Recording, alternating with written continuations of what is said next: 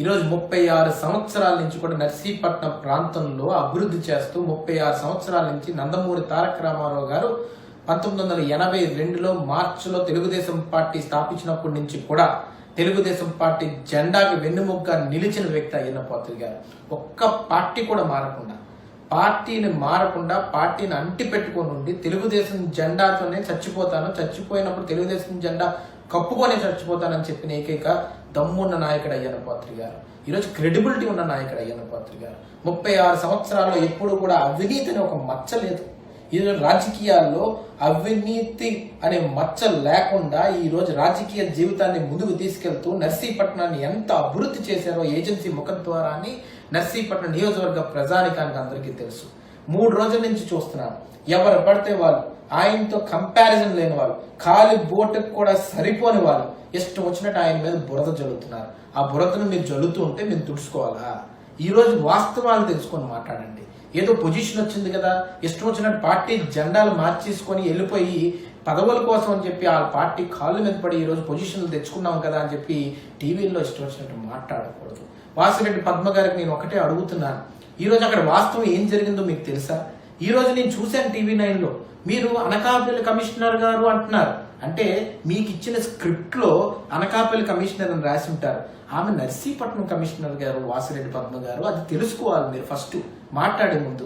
మీరు ఇంటర్వ్యూకి వస్తున్నప్పుడు ఏ ప్రాంత కమిషనరో కూడా తెలుసుకోకుండా ఈ రోజు మాట్లాడడానికి వచ్చారంటే దాన్ని బట్టి అర్థమవుతుంది ఆ సీరియస్నెస్ కానీ, అక్కడ జరిగిన సిచ్యువేషన్ కానీ, అక్కడ ఉన్న ఇంటెన్సిటీ కానీ మీకు తెలియదు అనేది మాత్రం క్లారిటీగా ఈ రోజు చూసిన ఇంటర్వ్యూ బట్టి నాకు అర్థమైపోతుంది.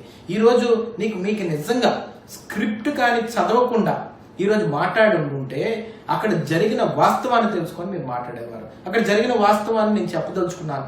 ఎందుకంటే ఈరోజు ప్రాంతంలో, నర్సీపట్నం ప్రాంతంలో అది జరిగిన సిచ్యువేషన్ నర్సీపట్నం ప్రజానికానికి ఒకలే తెలుసు. దాని మీద ఆడవాళ్ళు కూడా, నర్సీపట్నంలో మహిళలు కూడా ఎంతో మంది మాట్లాడారు. అయ్యన్న పాత్రుడు గారు మంచి వాళ్ళు, అయ్యన్న పాత్రుడు గారు అలా చేయలేదండి, మేము వాస్తవంగా అక్కడ ఉన్నామని చెప్పారు.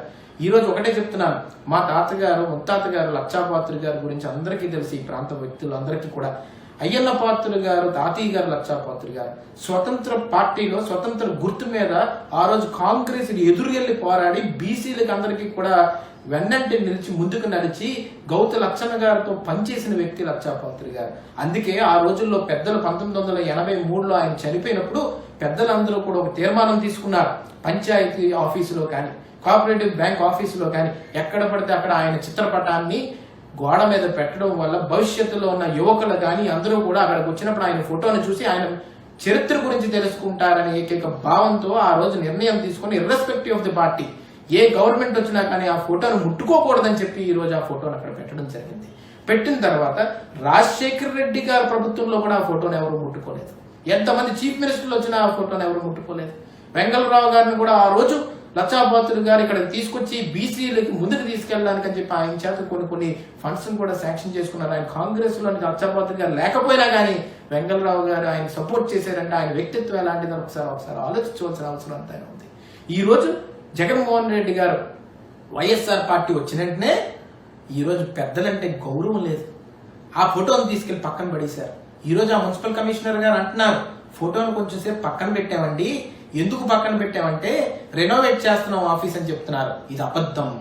కొంతమంది అక్కడ నాయకులు వైఎస్ఆర్సీపీ వాళ్ళే వెళ్ళి ఆ ఫోటో పెట్టాలంటే మా ఫోటోలు కూడా ఉండాలని చెప్పి రిప్రజెంటేషన్ ఇచ్చారు. మీకు పెద్దలంటే గౌరవం లేదు, అది పక్కన పెడదాం. ఆ వాస్తవం మీకు తెలియదు ఆ రోజు. అందుకే ఎంతో మంది మనోభావాలు దెబ్బతిన్నాయి, బీసీల మనోభావాలు దెబ్బతిన్నాయి, లక్షాపాత్రుడు గారి మీద అభిమానం ఉండిన ప్రతి ఒక్కడి మనోభావం దెబ్బతిన్నది. కాబట్టి అయ్యన్న పాత్రుడు గారు మున్సిపల్ ఆఫీస్ కి ఆ ఫోటోను మళ్ళీ గోడకు పెట్టమ్మా అని చెప్పడానికి వెళ్ళారు. వెళ్ళిన తర్వాత ఆయనకి మహిళల మీద అత్యంత గౌరవం ఉంది కాబట్టి ఆ రోజు మున్సిపల్ కమిషనర్ అయిన మహిళ, ఆమె మీద ఏమాత్రం కూడా లోపలికి వెళ్ళకూడదు, ఆమెకు రెస్పెక్ట్ ఇవ్వాలి, మనకు గౌరవం ఉండాలి అని చెప్పి ఆ 200 మంది అభిమానులు కూడా బయట ఉండమని చెప్పి ఆయన కూడా బయట ఉండి పోలీసులకి ఆయన పిలుపునిచ్చి పోలీసులను పిలిపించుకొని ఆయన రిక్వెస్ట్ చేశారు. ఎవరిని? సర్కిల్ ఇన్స్పెక్టర్ గారు స్వామినాయుడు గారు, పేరు తెలుసుకోమ్మా, ఆయన అడగండి, వాస్తవాలు మీకు తెలుస్తాయి. సర్కిల్ ఇన్స్పెక్టర్ గారిని ఏం చేశారు, అక్కడికి తీసుకొచ్చి ఆఫీస్ దగ్గరికి అడుగుతా ఆయన వచ్చారు. సర్కిల్ ఇన్స్పెక్టర్ గారు ఒకటే అన్నారు, అయ్యన్న పాత్రుడు గారు పోలీసుల మీద నాకు అభిమానం ఉంది, పోలీసుల మీద గౌరవం ఉంది. అయ్యా సర్కిల్ ఇన్స్పెక్టర్ గారు లోపలికి వెళ్ళండి, లోపలికి వెళ్ళి మున్సిపల్ కమిషనర్ గారితో మీరు మాట్లాడి మనోభావాలు దెబ్బతినకుండా ఆ ఫోటోను మళ్ళీ కూడా గోడకు పెట్టి ఉంచండి, ఫ్యూచర్ జనరేషన్ కి ఆయన హిస్టరీ గురించి తెలుస్తుందని చెప్పి ఆయన స్వామినాయుడు గారిని రిక్వెస్ట్ చేశారు.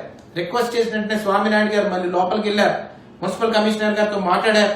స్వామినాయుడు గారు సర్కిల్ ఇన్స్పెక్టర్ గారు అయ్యన్నపాత్రి గారిని లోపలికి రమ్మని అడిగితే అయ్యన్నపాత్రి గారు ఒకటే మాట అన్నారు, నేను ఈ రోజు పదవిలో లేనండి, ఎక్స్ మినిస్టర్ని, కానీ నేను లోపలికి రాకూడదు, ఇంతమంది జనంతో లోపలికి వస్తే బాగోదు, మహిళా ఆఫీసర్ కాబట్టి మీరే మాట్లాడండి అని సర్కిల్ ఇన్స్పెక్టర్ గారిని లోపలికి పంపించారు. సర్కిల్ ఇన్స్పెక్టర్ గారు కమిషనర్ గారితో మాట్లాడారు. మాట్లాడిన తర్వాత ఇద్దరు బయటకు వచ్చి అక్కడ ఆ సిచ్యువేషన్ లో ప్రతి ఒక్కరి ప్రెజెన్స్ లోని సర్కిల్ ఇన్స్పెక్టర్ గారు ఉంటూ ఆ కమిషనర్ గారు, మహిళా కమిషనర్ గారు బయటకు వచ్చి అయ్యన్నపాత్రి గారికి సారీ చెప్పారా లేదా అనేది ఆమెను అడగండి, చెప్తారు. అక్కడ సిచ్యువేషన్ లో ఎంతో మంది విట్నెస్ చేశారు. నా దగ్గర వీడియో కూడా ఉంది ఆమె సారీ చెప్పినట్టు. అయ్యన్నపాత్రి గారు ఒక ఆఫీసర్ గా నేను సారీ చెప్తున్నాను, ఆ పెద్ద ఆయన వ్యక్తిత్వం గురించి నాకు తెలియదు, నేను కొత్తగా వచ్చాను కాబట్టి ఆ ఫోటోను మళ్ళీ కూడా రీప్లేస్ చేస్తాను, రెనోవేషన్ అయిపోయింది 1 month లో రీప్లేస్ చేస్తానని చెప్పారు. అక్కడ చెప్పారో లేదో మీరు ఫస్ట్ తెలుసుకోండి. దానికి విట్నెస్ గా సర్కిల్ ఇన్స్పెక్టర్ అయిన స్వామినాయుడు గారు కూడా ఉన్నారు. 200 మంది ముందు మున్సిపల్ ఆఫీస్ లోకి ఎంటర్ అవ్వకుండా అయ్యన్నపాత్రి గారు బయట నుండి పోలీస్ ఆఫీసర్ మధ్యవర్తిగా పెట్టి అక్కడ మున్సిపల్ కమిషనర్ గారితో మాట్లాడినప్పుడు ఏ విధమైన సందర్భం అక్కడ లా అండ్ ఆర్డర్ కి అగెయిన్స్ట్ గా వెళ్ళడం జరుగుతుంది అనేది ఈ రోజు వాసిరెడ్డి పద్మ గారు కానీ వైఎస్ఆర్సీపీ సోకాల్ లీడర్లు ఎవరైతే మాట్లాడుతున్నారో వాళ్ళకి నేను రోజు ప్రశ్నిస్తున్నాను. ఈ రోజు అక్కడ అభిమానులు ఎవరైతే వచ్చారో, మనోభావాలు దెబ్బతిని ఎవరైతే వచ్చారో వాళ్ళందరికీ కూడా సిఏ గారు పర్మిషన్ అడిగి మేము ఒకసారి చెప్పుకుంటాం సార్, 1 month తర్వాత మళ్ళీ రెనోవేషన్ తర్వాత మళ్ళీ రీప్లేస్ చేస్తానన్నారు ఫోటోని, మేము ఒకసారి చెప్పుతామని చెప్పేసి అయ్యన్నపాత్రి గారు మైక్ తీసుకొని అక్కడ సంభాషించడం జరిగింది. అక్కడ స్పీచ్ ఇచ్చినప్పుడు ఒకటే చెప్పారు అయ్యన్నపాత్రి గారు, నాకు మళ్ళీ ఇక్కడ మహిళా కమిషనర్ గారు, మున్సిపాలిటీ కమిషనర్ గారు, మళ్ళీ మున్సిపల్ కమిషనర్ గారు రెనోవేషన్ అయిన తర్వాత ఈ ఫోటోని పెడతానని చెప్పారండి, మనందరం కూడా హ్యాపీగా మనం ఇంటికి వెళ్ళొచ్చు. దానికి మధ్యవర్తిగా సర్కిల్ ఇన్స్పెక్టర్ గారు ఉన్నారు, ఆయన చరిత్ర తెలుసు కాబట్టి లచ్చాపాత్రి గారి ఫోటోని మళ్ళీ పెడతారని చెప్పి అక్కడ సిఏ గారు ఉన్నారు. ఆయన స్పీచ్ ఇచ్చినప్పుడు నేను ఒకటే చెప్తున్నాను, వాసిరెడ్డి పద్మ గారు కానీ సోకాల్ వైఎస్ఆర్ లీడర్స్ అందరికీ కూడా ఆ స్పీచ్ ఇచ్చినప్పుడు 10 మంది పోలీసులు అక్కడే ఉన్నారు, స్వామినాయుడు గారు సర్కిల్ ఇన్స్పెక్టర్ గారు అక్కడే ఉన్నారు, ఆయన విట్నెస్ చేశారు. అక్కడ అయ్యన్నపాత్రి గారు మాట్లాడుతున్నప్పుడు ఎవరైతే ఈ రోజు మున్సిపల్ కమిషనర్ గారు ఎవరైతే ఆరోపిస్తున్నారో ఆమె కూడా మహిళా కమిషనర్ గారు అక్కడే ఉన్నారు. ఆ స్పీచ్ అనుచిత వ్యాఖ్యల కింద భావించుంటుంటే అక్కడే సర్కిల్ ఇన్స్పెక్టర్ గారు వెంటనే అభ్యంతరం తెలపవలసింది, కానీ అక్కడ ఎప్పుడు ఎవరో అభ్యంతరం తెలపలేదే. అక్కడ మున్సిపల్ కమిషనర్ గారు కూడా ఉన్నారు కదా, మరి ఆమె కూడా అభ్యంతరం ఎందుకు తెలపలేదండి? ఈ రోజు ఆ స్పీచ్ అయిపోయిన తర్వాత ఆ స్పీచ్ లో కొన్ని భాగాలను ఎడిట్ చేసి దాన్ని మళ్ళీ పేమెంట్ బ్యాచ్, మీకు తెలుసు కదా YSRCP social media payment batch ఉంది, ఆ వైఎస్ఆర్సీపీ నాయకులే చెప్తున్నారు మురుక్కుంటాని, అలాంటి పేమెంట్ బ్యాచ్ తీసుకొచ్చి దాన్ని కొంచెం వైరల్ చేయడం జరిగింది. అది కొంతమందిని చూసి నెక్స్ట్ 32 గంటల తర్వాత సిచ్యువేషన్ అయిన రోజు ఏమాత్రం ఎవరు ఆరోపించలేదు. నెక్స్ట్ రోజు ఈవినింగ్ 6:40 అంటే 32 గంటలు దాటిన తర్వాత అప్పుడు కమిషనర్ గారికి బాధ అనిపించిందంట.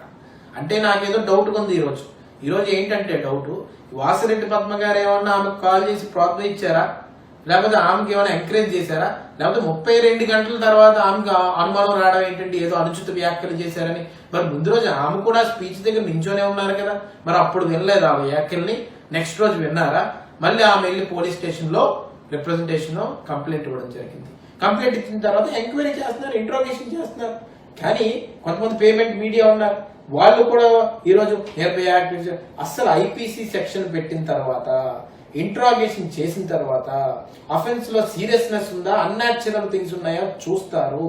ఎవరన్నా మీడియా వాళ్ళు ఏదన్నా చేసి ముందు లేకపోతే ఏదైనా న్యూస్ ఇచ్చి ముందు ఆ బ్యాక్గ్రౌండ్ చెక్ చేయాలి. 354A క్లాస్ 4 అని పెట్టారు ఆ సెక్షన్. అది కూడా ఇంట్రాగేషన్ అయిన తర్వాత ఎవరైనా కంప్లైంట్ ఇచ్చినప్పుడు ఎఫ్ఐఆర్ వేస్తారు. ఇంట్రాగేషన్ అయిన తర్వాత ఆ యాక్ట్ వస్తుందో లేదా అని తెలుస్తారు. దీంట్లో ఎక్కడ కూడా రిమార్క్స్ తప్ప, రిమార్క్స్ ఉన్నాయని వాళ్ళు ఆరోపిస్తున్నారు తప్ప ఎక్కడ సీరియస్ అఫెన్స్ లేదు. 200 మంది తోటి అక్కడికి వెళ్ళడం జరిగింది. అక్కడ సర్కిల్ ఇన్స్పెక్టర్ గారు ఉండడం జరిగింది. కమిషనర్ గారు ఆఫీస్ లోపలికి వెళ్ళలేదు. ఆమె కూడా బయటకు వచ్చి ఆ విట్నెస్ చేయడం జరిగింది. అన్ని జరిగిన తర్వాత ప్రైమా ఫేసే ఏమాత్రం కూడా ఒక ఇంటెన్షన్ లేనప్పుడు ఏ విధంగా యాక్ట్ ని అప్లై చేస్తారు, ఎలా ఇంటిగ్రేట్ చేస్తారండి? చేయలేరు. దానికి ఈ రోజు వచ్చేసి విమర్శిస్తున్నారు. నేను వాసిరెడ్డి పద్మ గారిని సూటిగా ఒకటే క్వశ్చన్ అడుగుతున్నానండి, మీకు అసలు ఆ అనకాపల్లి కమిషనరో నర్సీపట్నం కమిషనరో తెలియదు, ఫస్ట్ పాయింట్. సెకండ్ థింగ్, అది ఒక పెద్ద ఆయన ఫోటో తీస్తున్నప్పుడు బయటే ఉన్నప్పుడు అక్కడ సర్కిల్ ఇన్స్పెక్టర్ గారు ఉన్నారనే విషయం నీకు తెలియదు, సెకండ్ పాయింట్. థర్డ్ థింగ్ ఏంటంటే, ప్రైమా ఫేసి అక్కడ ఎస్పీ గారు కానీ ఏఎస్పీ గారు కానీ ఎంక్వైరీ చేసినప్పుడు ఏ ఇంట్రాగేషన్ జరుగుతుందో తెలుసుకున్న తర్వాత మీరు మాట్లాడాలి, అది తెలీదు. ఎలా మెలైన్ చేసేవాళ్ళు, ఎలా టార్నిష్ చేసేవాళ్ళు ఇమేజ్ అనే ఒకే ఒక ఏమిని పెట్టుకొని 63 సంవత్సరాల వ్యక్తిత్వం కలిగిన వ్యక్తి, క్రెడిబిలిటీ కలిగిన వ్యక్తి, ఒక దమ్మున్న వ్యక్తి, దమ్మున్న నాయకత్వం చేసిన వ్యక్తి, 6 సార్లు మంత్రి చేసి పార్లమెంటరీ చేసిన వ్యక్తి మీద విమర్శించినప్పుడు అక్కడ బ్యాక్గ్రౌండ్ చెక్ చేసుకొని విమర్శించాలి. ఏ బ్యాక్గ్రౌండ్ చెక్ చేసుకోకుండా ఇష్టం వచ్చినట్టు విమర్శిస్తుంటే ఆ పదవికి మీరు మచ్చ తెచ్చిన వాళ్ళు అవుతారని వాసిరెడ్డి పద్మ గారిని నేను సూటిగా చెప్తున్నాను. మీరు పార్టీలు మారుతున్నారు, ఒక పార్టీ నుంచి ఇంకో పార్టీకి జంపింగ్ బ్యాచ్ లా జంప్ అయ్యి ఈ రోజు పదవుల కోసం కాలు పట్టుకొని పదవులు తెచ్చుకున్న వ్యక్తులు ఈ రోజు అయ్యన్నపాత్ర గారి నుంచి విమర్శిస్తున్నారా? ఒక పార్టీని నమ్మి ఉండడం, సిద్ధాంతాన్ని నమ్మి ఉండడం, ఐడియాలజీని నమ్ముకొని ఉండడం, ఒక పార్టీ నాయకత్వాన్ని నమ్మి ఉండడం, 36 సంవత్సరాలు ఏకదాటిగా ఒక పార్టీని అడ్డుకొని ఉండడం, నేను చనిపోయినప్పుడు ఆ పార్టీ జెండాని కప్పుకొని సస్తానని చెప్పిన వ్యక్తిత్వం కలిగిన అయ్యన్నపాత్ర గారి గురించి మాట్లాడే ముందు 2-3 సార్లు ఆలోచించి పెట్టుకోండి. ఈ రోజు నర్సీపట్నం అభివృద్ధి చేసిన ప్రతి అభివృద్ధికి ఇటుకేసింది నర్సీపట్నంలోని అయ్యన్నపాత్ర గారని మేము గర్వంగా చెప్పుకుంటున్నాము. ఈ రోజు ఎన్నో విమర్శలు చేసి, ఎన్నో ఆరోపణలు చేసి, ఎన్నో దొంగ కేసుల్లో బుక్ చేసి, కరప్షన్ ఎక్కడా కూడా ఫైండ్ అవుట్ చేయలేకపోతున్నారు కాబట్టి, డిగ్ చేయలేకపోతున్నారు కాబట్టి ఈ రోజు అయ్యన్నపాత్ర గారిని ఏదో ఒక విధంగా హింస పెట్టి, స్ట్రెస్ పెట్టి, సైకలాజికల్ స్ట్రెస్ పెట్టి ఈ రోజు అయ్యన్నపాత్ర గారిని కొంగ తీద్దామని ప్లాన్ చేస్తున్నారు. అది మీరు ఇంకో జన్మెత్తిన జరగదని చెప్పి ఈ సందర్భంగా చెప్పదలుచుకున్నాను. మళ్ళీ రానున్న రోజుల్లో అయ్యన్నపాత్ర గారు మీకు సమాధానం చెప్తారు. ఎవరెవరు ఏం చేస్తున్నారు అనేది గొంతెత్తుతారు, గలవెత్తుతారు. నోరు నొక్కుదామని, గొంతు నొక్కుదామని ప్రయత్నిస్తే మరింత ముందుకు దూసుకొని వెళ్ళి మళ్ళీ మిమ్మల్ని గుద్దుకొని ముందుకెళ్తామని చెప్పి ఈ సందర్భం. ఈ రోజు బతుకున్న బీసీ నాయకులనే కాదు, గోడ మీద పెట్టుకున్న దేవుళ్ళ పూజించుకున్న బీసీ నాయకుల పరువును కూడా, వ్యక్తిత్వాన్ని కూడా రోడ్డు మీద పడేద్దామని చెప్పి ఈరోజు ఫోటోలు బయటకి ఇసిరే విధంగా మీరు ప్రవర్తిస్తున్నారంటే మీ పార్టీ బతుకేంటో ఈ రోజు మీకు అర్థమవుతుంది అనేది మీకు ఒక్కసారి మీకు చెప్పదలుచుకున్నాను. ఈ రోజు ఒకటే చెప్పదలుచుకుంది ఏంటంటే, ఫ్యూచర్ లో తెలుగుదేశం పార్టీ మళ్ళీ అధికారంలో రావడం తథ్యం. ఏ బీసీ నాయకుడు గొంతు నొక్కాలని మీరు ప్రయత్నిస్తే అదే బీసీ ఉద్యమం కింద తయారయ్యి ఈ వైఎస్ఆర్ సిపిని మొత్తం కూడా పడుకోబెట్టి 6 అడుగులు గొయ్యి తీసి పాతి పెట్టేస్తామని చెప్పి ఈ సందర్భంగా మీ అందరికీ చెప్పదలుచుకున్నాను. Please subscribe My Andhra, My Pride YouTube channel for latest updates.